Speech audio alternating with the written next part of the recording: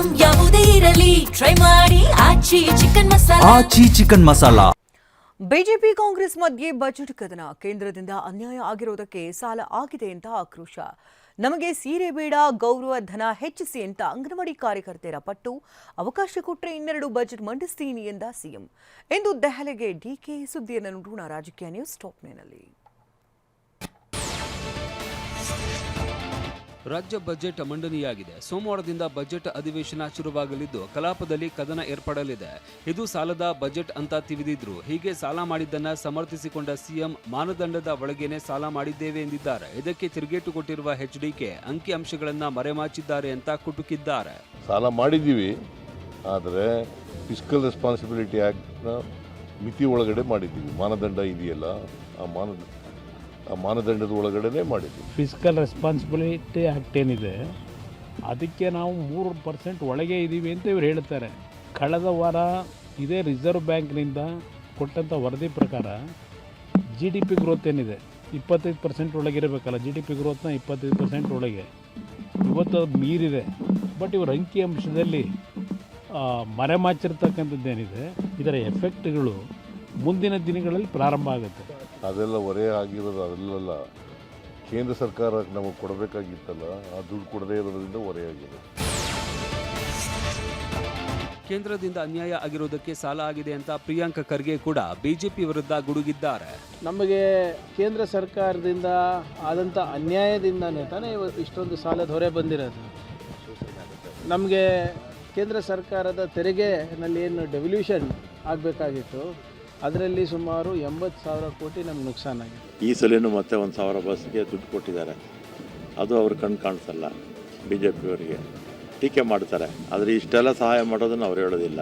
ಅವ್ರಿಗೆ ಇದೆಲ್ಲ ಕಣ್ಣಿಗೆ ಕಾಣಿಸಲ್ಲ. BJP-ಅವರಿಗೆ ಕುರುಡ್ರಿದ್ದಂಗೆ ಅವ್ರು ಹೇಳ್ತಾರೆ ಅವ್ರ ಕಾಲದಲ್ಲಿ ಸಾಲ ಮಾಡಿಲ್ಲ ಅಂತೇಳಿ. ಸೊ ಅದನ್ನು ಸುಮ್ಮನೆ ಹೇಳೋದ್ರಾಗ ಅವಶ್ಯಕತೆ ಇಲ್ಲ. ಅವ್ರು ಬಂದಾಗ ಅದನ್ನೇ ಮಾಡ್ತಾರೆ. ಅಂಗನವಾಡಿ ಕಾರ್ಯಕರ್ತೆಯರಿಗೆ ಹೆಚ್ಚುವರಿಯಾಗಿ 1 ಜೊತೆ ಸಮವಸ್ತ್ರ ನೀಡುವುದಕ್ಕೆ ಬಜೆಟ್ನಲ್ಲಿ ಘೋಷಿಸಲಾಗಿದೆ. ಸಮವಸ್ತ್ರ ತಿರಸ್ಕರಿಸಿರುವ ಅಂಗನವಾಡಿ ಕಾರ್ಯಕರ್ತೆಯರು ಇವತ್ತು ಬೆಂಗಳೂರಿನ ಫ್ರೀಡಂ ಪಾರ್ಕ್ನಲ್ಲಿ ಪ್ರತಿಭಟನೆ ನಡೆಸಿದ್ರು. ನಮಗೆ ಸೀರೆ ಬೇಡ, ಗೌರವ ಧನ ಹೆಚ್ಚಿಸಿ ಅಂತ ಆಗ್ರಹಿಸಿದ್ರು.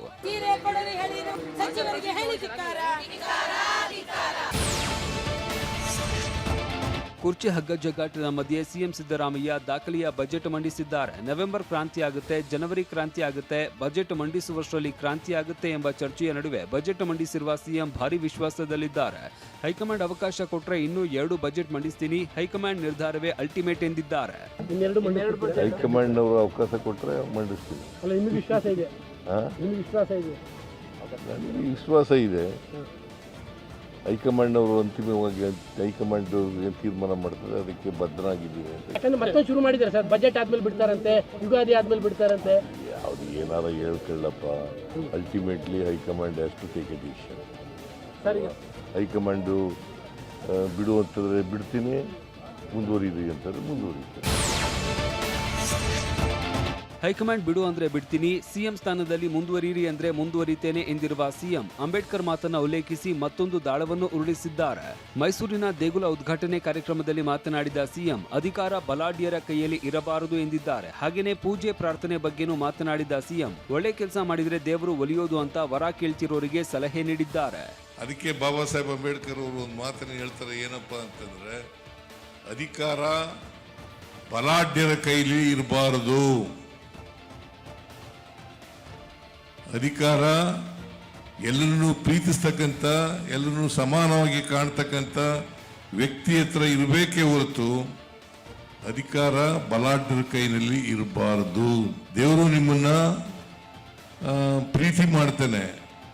ದೇವರು ನೀವು ಕೇಳಿದದನ್ನ ಈಡೇರಿಸ್ತಕ್ಕಂಥ ಕೆಲಸವನ್ನು ಮಾಡ್ತಾನೆ. ಯಾವಾಗ ಅಂತಂದ್ರೆ ನೀವು ಎಲ್ಲರನ್ನೂ ಪ್ರೀತಿಸ್ತಕ್ಕಂಥ ಕೆಲಸವನ್ನು ಮಾಡಿದಾಗ. ನಾಯಕತ್ವ ಬದಲಾವಣೆ ಗೊಂದಲಕ್ಕೆ ಇತಿಶ್ರೀ ಹಾಡಬೇಕು ಅಂತ ಸಚಿವ ಸತೀಶ್ ಜಾರಕಿಹೊಳಿ ಆಗ್ರಹ ಮಾಡಿದ್ದಾರೆ. ಅದಂತ ಇನ್ನೂ ಇತ್ಯರ್ಥ ಆಗ್ಬೇಕಲ್ಲ,